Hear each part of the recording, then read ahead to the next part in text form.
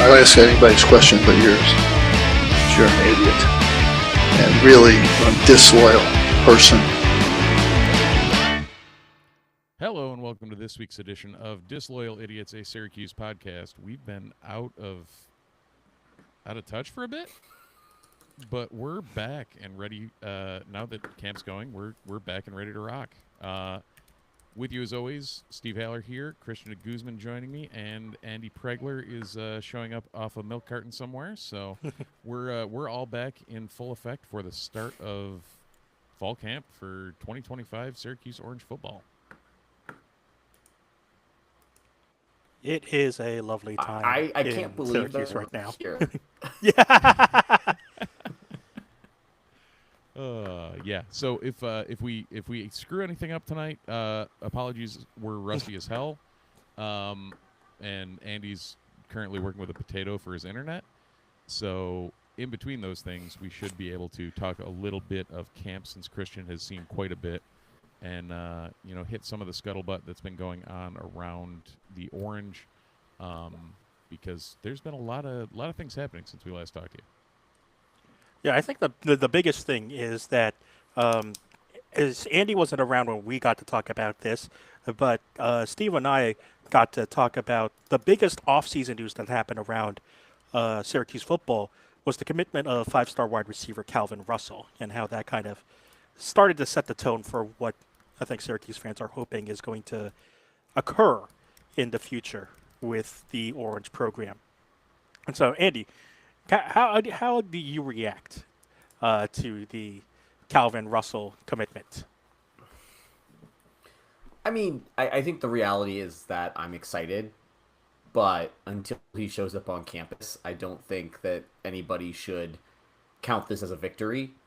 Look, the reality is that across college football right now, I'm working on a series of articles for my personal Substack, High Variance, about college football storylines, and I've got something working up about the schools that you didn't know that were spending NIL money that are going to be spending NIL money. With the House settlement, schools now have a very clear idea that they can communicate to coaches and say, this is the amount of money that we are going to spend on the football program that you can budget towards direct payments to athletes. Boosters or coaches, if you want more, go out to your boosters and try to get more money on top of that. And Texas Tech is a great example for this year.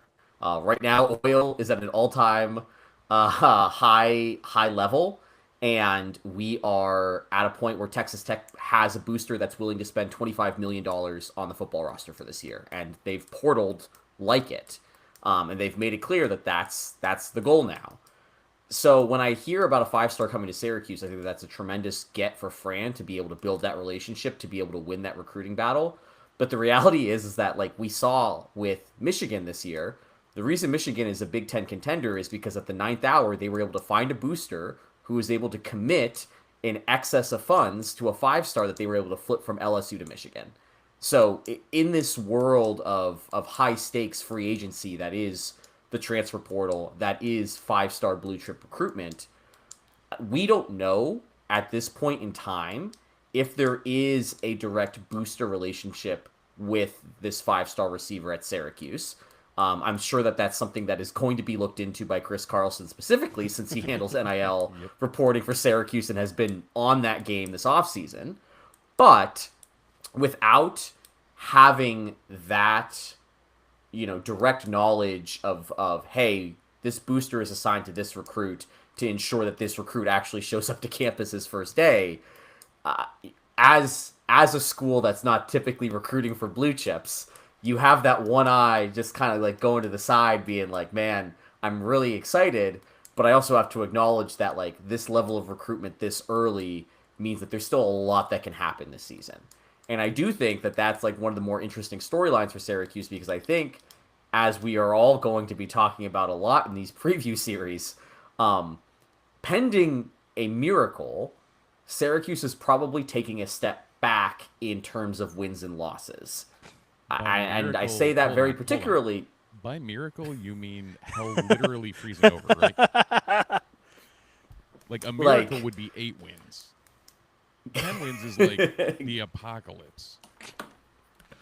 Look, as we've seen, quarterbacks can get hurt, offensive lines can all suddenly show up in boots one day. Like, all I'm saying is that it's college football, weird things happen. But yes, So that's Steve, how my 1 in 11 season happened in my EA College Football 26 sim, right? Good to know. that's the thing. Yep, exactly. So I look at this entire situation with Syracuse and I go, Fran is going to have a really interesting challenge this year, which is I think personally, the team has a deeper collection of talent than we've ever had in my time at Syracuse, just in terms of depth from roster point one, roster slot 85. But I don't know if that's going to mean they move on our win-loss total, and how Fran navigates that conversation with boosters, with players, with recruits, I think goes a long way to talk about like what kind of culture does Syracuse have? Do we have the kind of culture and the kind of environment that can now go out, get a 5-star, retain a 5-star, and keep that 5-star on campus after a breakout year? Because again, like, and Christian, like, not to completely pivot the conversation here, but like one of the biggest things that I had coming into this season was losing Murad Watson. Just that just hurts. Pena, I was almost more expecting of, versus Watson, who was so young, so new in his career, and Syracuse has a track record of getting guys with high physicals into the NFL. And the fact that Watson still left to go to Texas, I'm not going to fault him for it, but like that hurts. Take that bag. Right. And so what does that, one, what does that mean for the defensive line? And two, in general, Watson got to play as a kid. Like, Fran is willing to play kids, which is probably why a 5-star commits to Syracuse.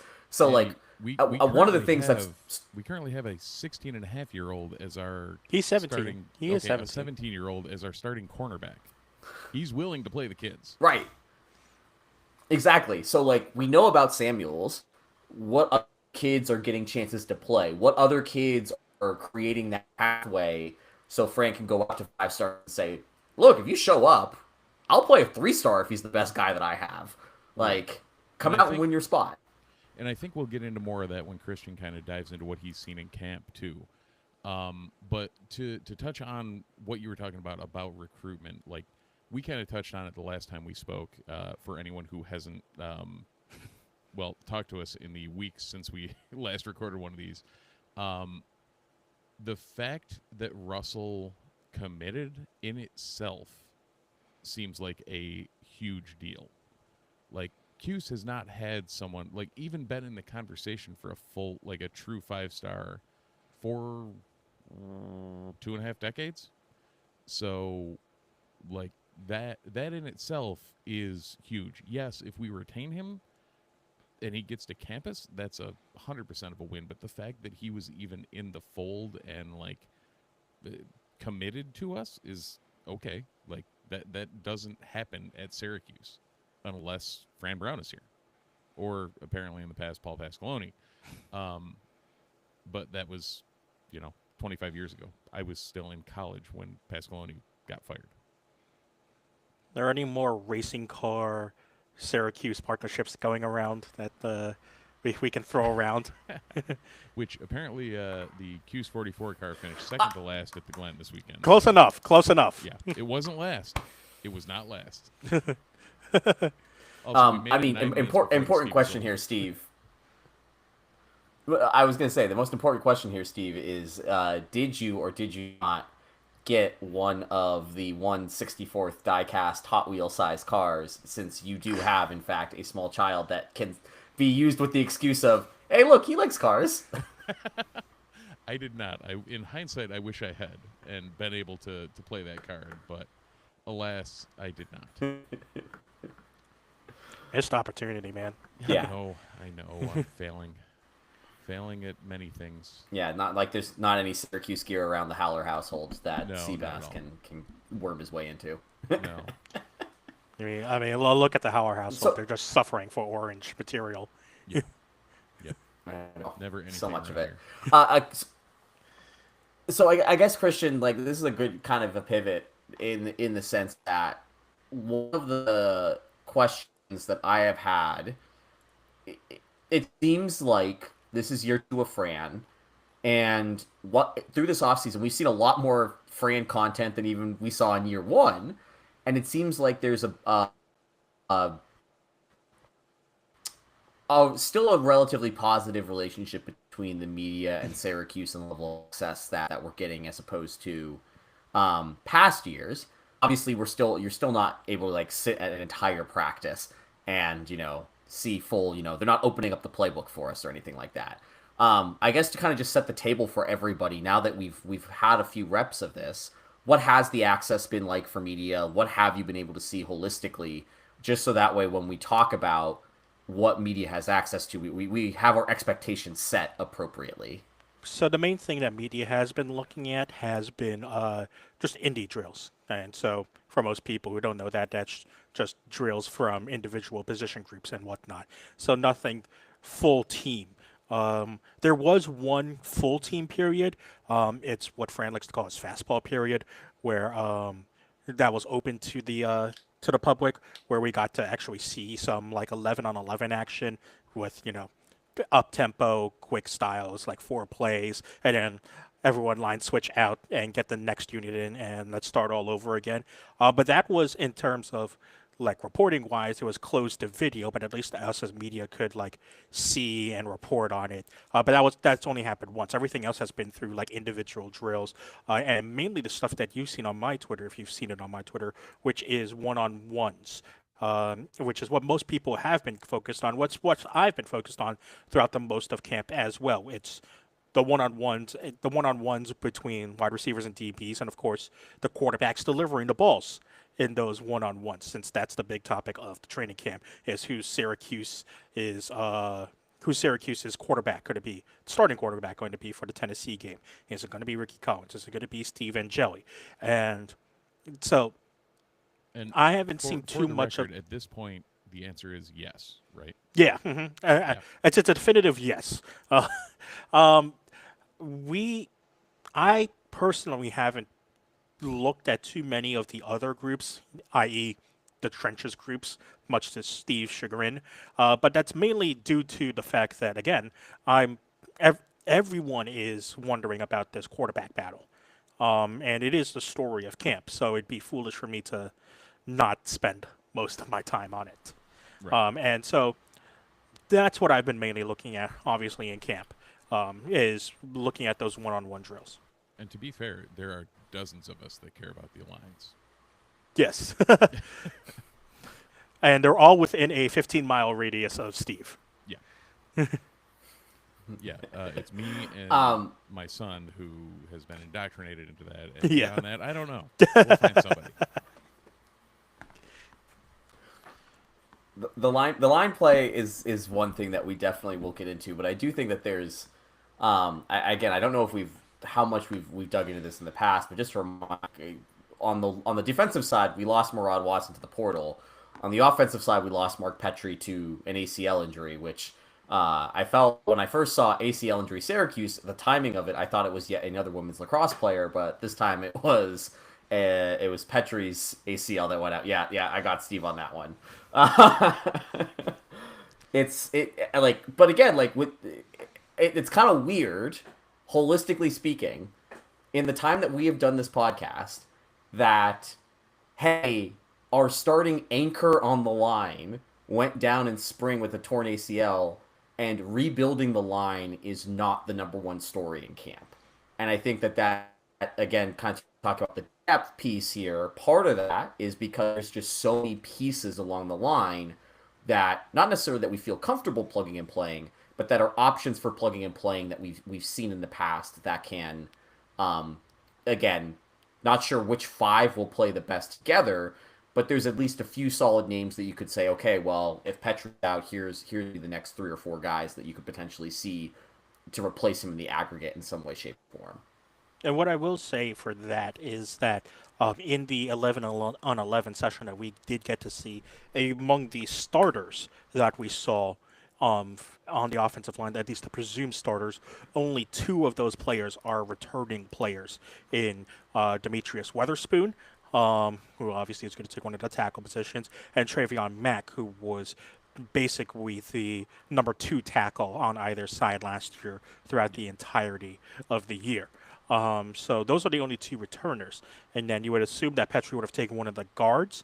Austin Collins, one of the transfers, is going to be the starting center. One of the guard positions is right now being taken by Florida State transfer J.J. Ferguson.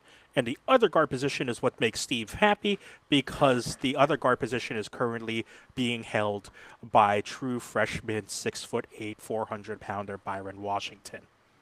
And for the record, that makes me both excited and worried at the same time. That is the definition of, like, I don't know if this is an amazing thing or a really, really shitty thing. There's no two-way, like, the pendulum has to swing one way or another, because you have, like, Zach Rice, who transferred in from UNC. Yes, he was UNC, and the other kid was Cam Pringle from South Carolina, yeah. Yep. And to be fair, Pringle was seen at, I believe, tackle, while Rice was at guard. Rice was at guard. Yeah, And both that of those guys played were. in the past. Yeah, both of those guys were on the second line, for what we could assume. Yep. Where was Joe Cruz on the second line? Joe Cruz was on the second line. I believe he was the second line center. Okay, so Cruz That- might be getting screwed up by the fact that we don't have a center. So Austin Collins, coming in from Louisville, is the presumed center at this point. Yes. Because we're down to, what did we lose, 4 centers from last year? Everything. Yeah, assumed all four potential centers from last year are gone. Be it people that actually played center, like Josh Aloa, or people that could slot in there, like Mark Petrie, who's injured. And Petrie, I believe, was going to be the starting center, Yeah. at least in spring practice. But then, of That course, was the original thought. injury. So yeah, we're down to kind of figure it out on the offensive line, but we're figuring it out with a lot higher, like Andy said, a lot higher floor than we had previously.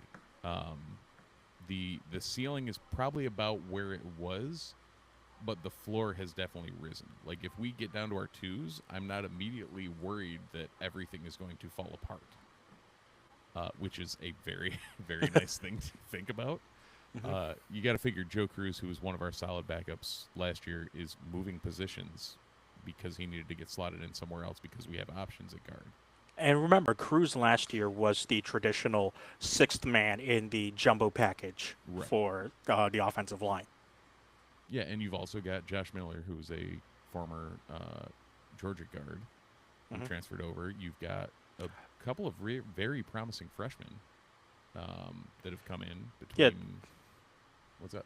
That second line that I saw was Cam Pringle, Zach Rice, Joe Cruz, Matthew Hahn from CBA at guard, and Josh Miller at tackle. Right. So, and then you've also got the other big boy that came in, Kadir Shepard, who is probably, CNS guy, he's yes. probably sitting this year. He's CNS, but he, we have some beef, if you will, between him, Vito Shevchenko, Johnny Scatliff. Like, there's some large human beings on this line. Yeah. And I think that's and like Akil a Bertrand. big. I forgot about him. Yeah. Like Like, Alabama. there's and Florida State so transfer, many- I believe. Yeah. Yep. Great. And like that's the thing is like there's just so many bodies here. Like the first time, I think we're all. None of us are naive to say that like whatever 5 start are going to be the 5 that finish. Like I think last year there were plenty of injuries that caused shuffling. It was just that shuffling was a lot more seamless than we've seen in years past, and I think that is a credit to the new coaching staff. Also a credit to the new scheme, which is probably a little like the ball's getting out of the quarterback's hands a lot quicker in this new scheme, and that makes life a little bit easier for the offensive line there. Could it have And gotten so out I any do think that slower? there's. What was that? Oh, Yeah. Yeah, no. Sorry. I definitely am on a delay here, so my apologies there. The biggest thing I think to kind of tail with this is that Christian in the drills that you've seen, one of the big things that Fran pushed with Kyle McCord was to be more mobile in the pocket. And we saw a lot of boots. We saw a lot of designed quarterback move the pocket, move the legs plays that were outright designed runs, but were designed to keep the quarterback from just taking a 3-step drop and hitting a guy on an RPO. I would assume, based off of what I've seen in EA Sports 26, which is based off of all the scouting reports that are out there, that Collins probably fits that mobile quarterback vibe a lot more than Angeli, who in that playoff appearance that everybody in the country saw wasn't exactly the most mobile of quarterbacks, like even compared to Kyle McCord. And so I'd assume that if we're running a similar system to last year, Collins have a leg up, even though he's not the more traditional pocket passer. But I'm curious in the drills that you've seen, if you've seen any designed quarterback mobility drills and how Angeli and Collins might look comparatively, if you have. So unfortunately, we haven't, and I don't know if that's something that's going to be continued or not. You would assume that if there is some sort of like that in terms of, using the quarterback mobility, then obviously it's Collins. But I want to go back to something that Steve said as well, which is what a lot of the what we saw from McCord was the style of get the ball out quickly. And make a decision very, very quickly. And if you're going to go down that route, I think that plays into Angeli's hands a lot more. And it's something that when Angeli talked to the reporters when we first got to talk to him, it's one of the things that he touted was that he feels like his biggest strength is command of the game, the knowledge of the game in terms of, the command of the offense, picking up first downs and making plays in order to get first downs and move the chains. And that's what we saw in that playoff game as well. I mean, not Penn State just couldn't stop Notre Dame to march down the field on a quick drive. And that's, some part of that has to go to, Angeli also having some sort of game knowledge and offense knowledge to run the offense correctly to set up his team in the best position. And I feel like Angeli, I can't speak for Collins because we haven't seen that from him, just because we don't know that on tape. But what we know from Angeli is that in a pressure situation, there is an ability to make a quick decision, and from what all accounts would be to be the correct decision as well. So if you're going to go down that route of putting a lot on the quarterback to make a quick decision, then I think it favors more Angeli's style. The thing I will say is that Collins has been the more comfortable quarterback, I would say, and that's due to a number of reasons. The main one being that he's been on campus for 4 months longer than Angeli has. So he's practiced with this team for 3-4 months longer than Angeli has as well. So he's got a more natural connection with receivers. It feels like he's more in tune to what his receivers are going to do and not do, and vice versa. So it feels like Angeli's still learning that, but we'll see how that equalizes over the next few weeks of practice before the first game against Tennessee. Yeah, and Andy, you brought up a point earlier about Collins being the more mobile quarterback. If I'm remembering when he came over from LSU right, he is more mobile than Angeli, but he's not he's definitely a pass first guy. So anyone listening, it's not like we're saying one is going to be Eric Dungy or Garrett Schrader. It's a a true pocket passer, Kyle McCord style like Angeli, or a true pocket passer, Kyle McCord style that can move a little with Collins. Like it's not like one is a run first quarterback. Both of them are definitively passing first, right? You know what it could be? A better one? To a lesser extent for both guys, this could be 2018 Eric Dungy versus Tommy DeVito. Okay. I feel like that could be a very good comparison and how this battle works. At the point where Dungy had settled in and not immediately ran Yes. everything all the time. Yeah. Yeah, Mhm. I gotcha. Yeah, I could see that being a and I valid think comparison.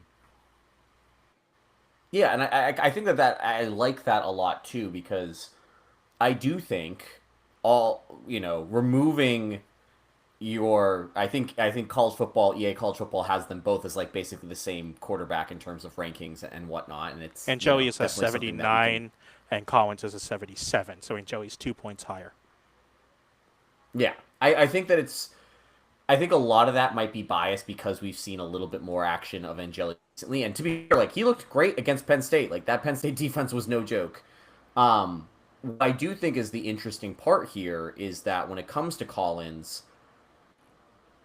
there was less of him not getting a chance to be in a quarterback battle and more of Garrett Nussmeier is going to be a day one NFL draft pick in this upcoming draft.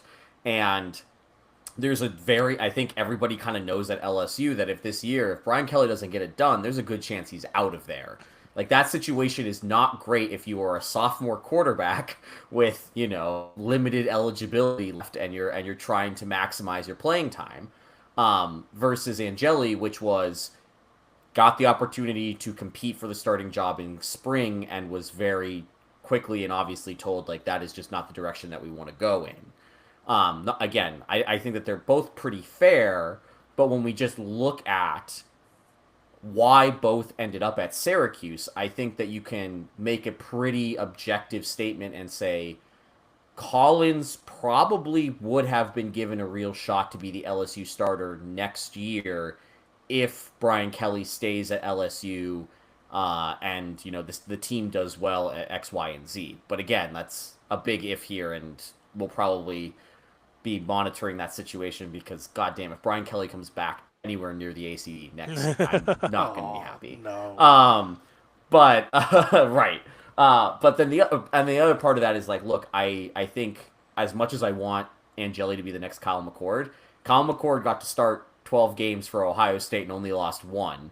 And I just think that there's a difference there. And I do think that's why we have this quarterback battle. I think it's why Collins was named the starter 52-48 to quote Fran Brown. But I do think that this is, Christian, going to be the one thing that obviously you and everybody else are going to be covering. And I'm just curious, based off of what you have seen, you said that you think Angeli is slightly in the lead just based off of what you've seen. Have you gotten any other inklings from anybody in terms of that we're leaning towards one, or are we leaning towards a 2-quarterback system for this year? Here's what I actually think. I actually think Collins has the slight lead. But if it was me personally, I mean, obviously, as a random blogger, Syracuse adjacent guy, I personally would like Angeli to be the starting quarterback. But that's just my personal bias of liking a more traditional pocket passer in terms of, and a game manager. And I feel like, especially when talking to Angeli, just felt like, what his strengths are. It feels like I would personally gravitate towards that more. But I think right now Collins is in the lead, and that's mainly just due to his familiarity with his receivers, his familiarity with the offense. I mean, Angeli just got the playbook 3 months ago. Collins has had it for 7 months. That's a lot, and it feels like Collins has every opportunity to hang on to the starting job and be the starter against Tennessee, just mainly because he's been here. And I think that actually right now is the main reason why he has a slight advantage. This could all change very, very drastically because it does feel like there's definitely no indication that, Collins actually has favorability right now for the coaches. It really does feel like it's very 50-50 on who's going to start opening day against Tennessee. Obviously, I think a lot of people are going to assume that both quarterbacks are going to see some significant action throughout the first 3 weeks, and it would be foolish for Syracuse to not do that. So it's going to be very, very interesting to see what the decision is coming towards the end of the season. I think right now Collins just has a natural advantage, of course, because of everything I've said so far. But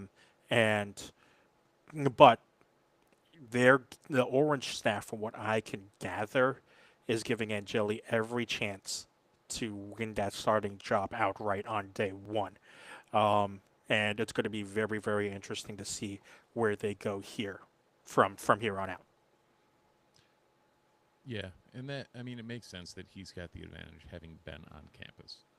Um, it, I mean, Fran also doesn't seem like someone who's going to suffer someone not performing right off the bat, especially when it is a viable alternative.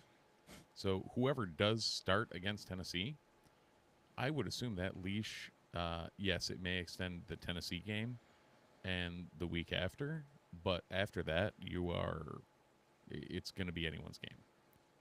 Because you don't put someone into the Tennessee game knowing that if they screw up at all, they're going to be pulled. But, you give them the reins, and within a week or two, that battle is going to continue. Like, it's not like once that starter is named, the battle is over. Yeah, I think that's a really fair assessment just based off of what we've seen with Fran as well. Like, last year, we have a different scenario where it was really apparent that Kyle McCord was the only quarterback on the roster that Fran trusted in any situation, including, like, the Pitt game was really that was the moment where we knew that was going to be the case, but we saw in other positions he was not afraid to pull that trigger with players that were not necessarily performing at the high level. Right. I think the delta between Kyle McCord and anyone else in the QB room compared to every other position on the field was what kind of made that how it was. But yeah, like we'll see how it shakes out this year. Yeah, and I think that one of the areas that we haven't talked about on the offensive side of the ball is that why the quarterback battle is so close is because there are so many pass catchers on this roster. The clips that we have seen on social media that the Syracuse football team has posted is just dude after dude after dude making impressive catches, and it's because there's just an army of 6'3" speedsters and outside receivers that Fran can roll out at any point in time. Jeff Nixon has 2 tight ends we expect to be fairly heavily involved in the passing game in Villari and in Jamie Tremble. Like, there are weapons here, and there's flexibility in those weapons in a way that I think really helps take some of the pressure off of that quarterback to necessarily, hey, you need to gel with this one guy, otherwise the offense is going to sputter to a halt. So again, kind of Christian, just kind of asking you based off of what you've seen in the one-on-ones, like, I think that there's a valid argument that you could have 7 guys that could be on the field at any given point from pass catching between the tight end group and the wide receiver group. Curious if you've seen or heard anything that's leaning towards this is the group that we expect to be to at least be the 1A tier of pass catchers. Well, the interesting one among the starters, I don't think anyone's going to be too surprised on the outside starters. It's Jonte Cook and Daryl Gill. That's no surprise there. Both of those guys seem to have it pretty well spotted. Slot is obviously interesting because obviously you would have expected that to be Trevor Pena. Not anymore. So do you put it to someone like Justice Ross Simmons, who's more naturally an outside wide receiver? Well, actually, it looks like they've gone with Jalen Hornsby as the guy that's going to be their slot receiver, which is a very, very interesting take. Hornsby was a freshman last year. One of the first guys, I believe he was the first guy that committed to Syracuse while Fran was head coach. So to see him now running amongst the starters is very, very interesting, and I'll have more on that in the coming days on our sister site, Nudes Edition. Wink, wink, nudge, nudge. The big surprise, obviously, one of the bigger surprises is that Justice Ross Simmons isn't among those starters. It just goes to show you once again the quality that Cook and Gill have, because it just feels like Cook and Gill have had monster camps, and that's not to put anything away from Justice Ross Simmons, who I believe has also had an equally good camp as well, which goes to Andy's point of, hey, you've got options. Now it's up to the quarterbacks to use said options in the receiving game, especially among the talent that you have in the receivers. Cook Cook's a proven product both in Texas and in Washington, and Gill started to really shine towards the end of last year, and there's been no indication that he's been slowing down. And it just feels like he's been dominating camp, both him and Cook. And then so it's a little bit of a shame to see a guy like JRS who has performed equally as well and probably deserves on most teams based on his performance in camp to be a starting X wide receiver. But just because Syracuse has two other good options on the outside, he'll be the rotation guy. But I don't think Syracuse has any problem with him being a next man up guy because of just how much the coaching staff likes to rotate both on offense and defense. So there's a lot of potential here in this wide receiver group, and it's up to the quarterbacks to use them. Yeah, and I mean, you haven't even you didn't mention even Emmanuel Ross, who preserved his red shirt last year, but when he, everything we had seen and all signs pointed to him being another breakout that, we'll see what happens in the future, but if he's also in that next man up camp, then we've got a real good problem on our hands, guys. Yeah, I personally, to me, this is the group that I'm most excited about going into the season. I just think the depth allows us to be really flexible. And, look, the reality is that Cook is lighting it up on camp. Cook's problem has never been production on the field. It's been everything else. And Fran is a tough love and a no-nonsense guy. So if Cook does mess up, he'll be off fairly quickly. But here's hoping that this is the right spot for him to kind of get that bounce back and we get to take advantage of it. But I'm far less worried about someone going down in this was last year just because of the depth that's been accumulated there. And it's just funny too because I do think in an iron sharpens iron kind of way, on the defensive side of the ball, the defensive back room is probably the strongest unit on the defense just in terms of its depth, even though we are probably starting a 17-year-old at cornerback. It's all very interesting to me how well Fran has very quickly recruited depth at both sides of those skill positions. Well, don't forget as well, that 17-year-old starter at quarterback is among the rotation guys at wide receiver as well. Yeah. Remember, Demetrius Samuel has been practicing with the outside wide receivers as well. He's listed on the roster page as DB/WR. Yep. So there is a very real chance that we're going to see a good amount of Samuel on the offensive side of the ball as well. I can't wrap my head around that. Was going to be my question for you was he's lining up on the outside. I thought based off of just his size that they might be keeping him as a slot option because, as you mentioned, no Pena, trying to fill that in. But it's interesting that he's competing for that outside spot that is so heavy with talent, and he's still getting looks, which obviously means that he's good enough. Yeah. I mean, when I've seen him working with Gill and Cook and Umari Hatcher, those are outside guys. Yeah. Well, and in that whole conversation, we didn't mention Umari Hatcher, who's a redshirt senior who was the second highest returning producer last year at wide receiver, besides Gill. So, we've talked about all of the people that are starting and playing. We didn't even bring up Hatcher, who is another one of those rotation pieces that, we know he can play the outside. Assuming somebody can put the ball where he can catch it, then we've got another option there too. I think the thing for Andy is that for him, Yeah. it's not just the DBs is definitely as a group is deep. I think you specifically also mean the safety group because boy, the safety group is just so good, especially when it's led by Deuce and Devin Grant. It looks like Grant's going to be the rover this year, and that just feels like that's correct. That Devin Grant is just a guy who should be the rover. Jaleel Martin, it looks like it's going to round it out with a good amount of Barry Buxton thrown in as well, because Buxton has been like being rotated in and out through that, and it feels like Buxton has really shown in that area as well. And on your opposite side, it feels like Syracuse has found another Clarence Lewis type guy in Chris Peel, who is also a Georgia transfer. So, like, it feels like those DBs are going to be very, very good for Syracuse. And it is definitely going to be the strength of that team, I think. Again, I didn't realize Grant was 6'4". yeah, he's big. Yeah. and he's that I mean- he's like that muscular, like skinny as well.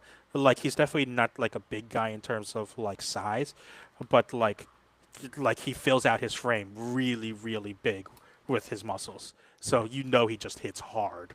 And like looking at this DB roster, and this may be something that Fran is specifically targeted, but you know, we're used to some of the smaller guys on the field being the DBs.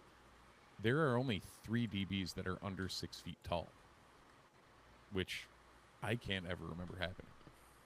Like, that's some serious size on that side of the ball, too, to go up against some of these larger wideouts that we're seeing, you know, more and more of every year. It's a solid matchup and a solid way to approach that. And remember, Fran has preached size and speed in his recruiting.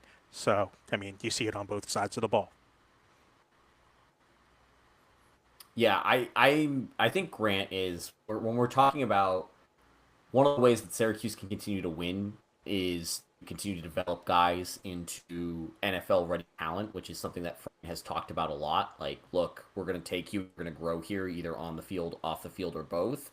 And I think Grant is a great example of somebody who, when he showed up to campus, I would never have expected him to be someone that we're talking about getting drafted at that level. And now the size, the position that they're going to put him in, the position that the success he's going to have. We saw Justin Barron like play his way into a scout darling. I feel like Grant is going to be that guy for the defense this year who people who haven't seen him before are going to see him and go, "Oh, that's a guy who can play on Sundays at the next level." And I'm really excited that he's on our team. I'm really excited to see how the defense utilizes him.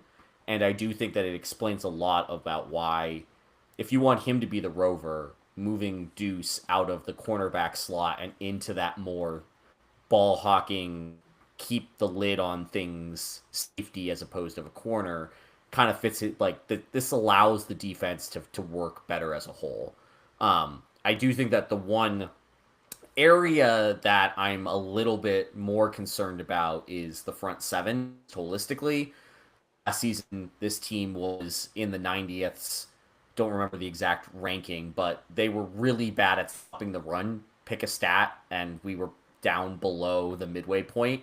I think rushing efficiency, I think we were giving up close to 4 or 5 yards a carry per rush. Not what you want. And obviously, we talked about the loss of Watson. We talked about Barron is no longer on the team. You lost, Marlo Wax. You lost so many guys that were good at run fits and good stuffing the run, and now I'm a little bit concerned this area that wasn't so strong last year isn't necessarily stronger going into this season. Well, I think the big thing is that in recent years, and that's continued into this year, it feels like Syracuse's edge rushers are set up for pass rushing, and you see that with Dennis Jaquez and David Omopariola, who feel like are going to be the starting defensive ends for Syracuse. Those guys are definitely pass rushers.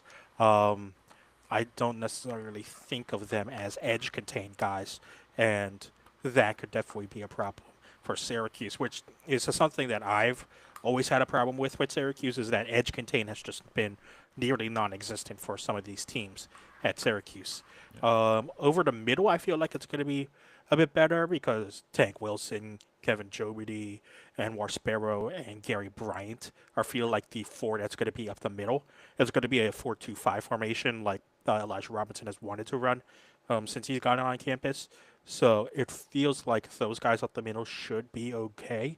The thing that concerns me is the edge contain. Have we seen? I mean, you mentioned Jobity and Tank.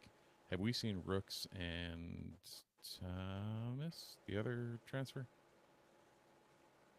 Definitely. Again, this is the caveat of I really haven't been paying too much attention to the defensive side of the ball because hey, flashy quarterback battle. So I couldn't tell you. If we do get to see another 11-on-11 session, that will definitely it will definitely be another point of emphasis for me to take a closer look at defensive options. But So Ontario uh, is working more with the edges, though?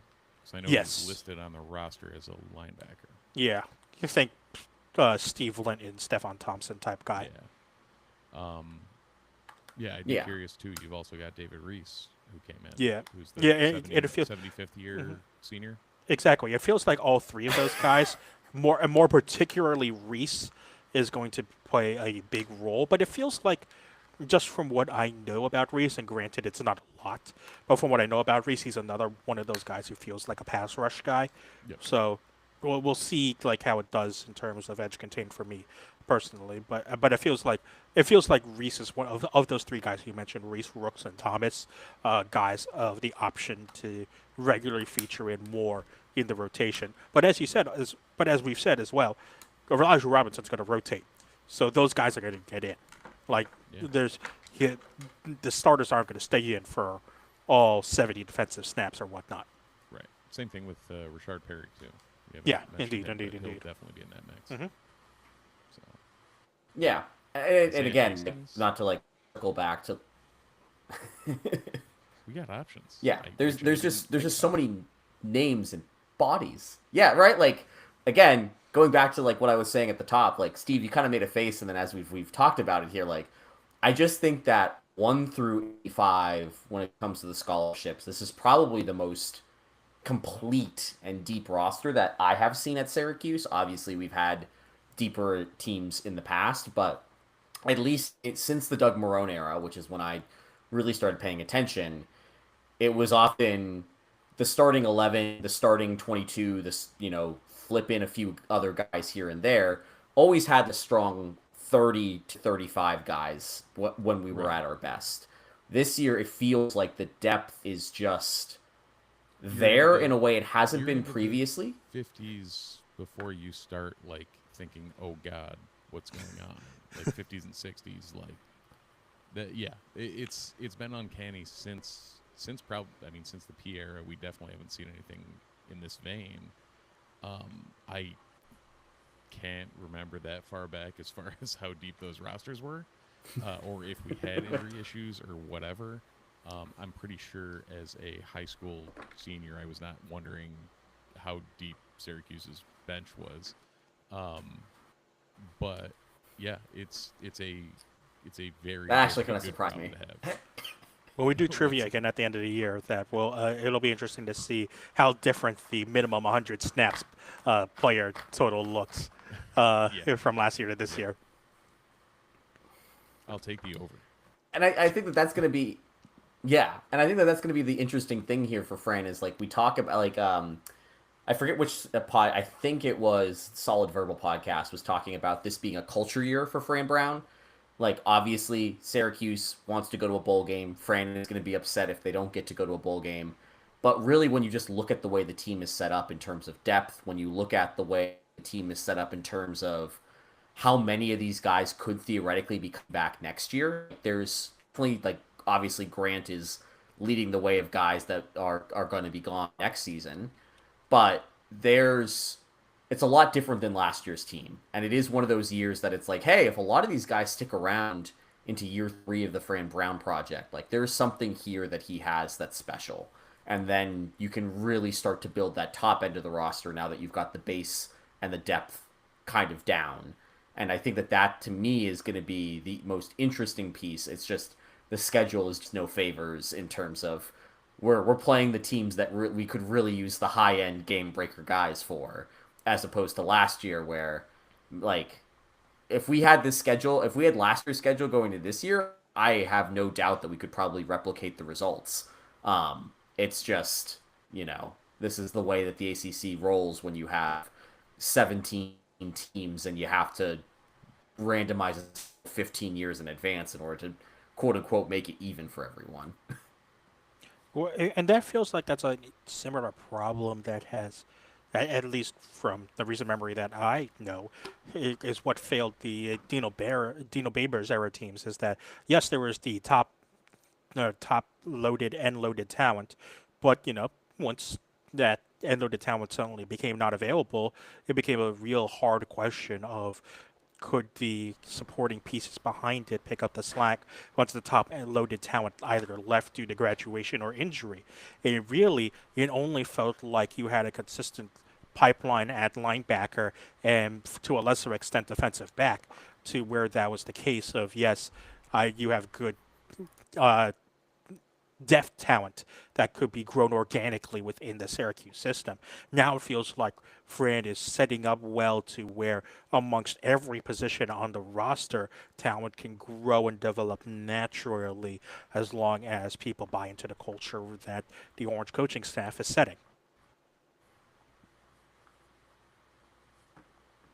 Agree. And I think that that's an exciting for us just because obviously football nerds, like this is all about like what's happening off the field, what's happening in the weight rooms, what's happening in the coaching rooms, like what's happening there. And from what we have seen of Fran Brown, this seems to be something he excels in. It seems to be something that his staff excels in, but it's something to continue to watch going into this year that I think is going to be really interesting.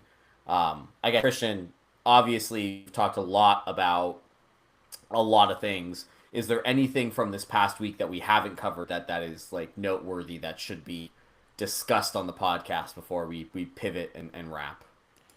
Oh, that is a very good question. It just feels like a lot of it is, who's starting at quarterback and whatnot. In terms of, in terms of like, at least for the football wise, that's what you're looking at. Nationally wise, like the big major thing is that coaches poll came out, the preseason coaches poll, and holy moly, Syracuse plays a lot of teams that are on that preseason coaches poll.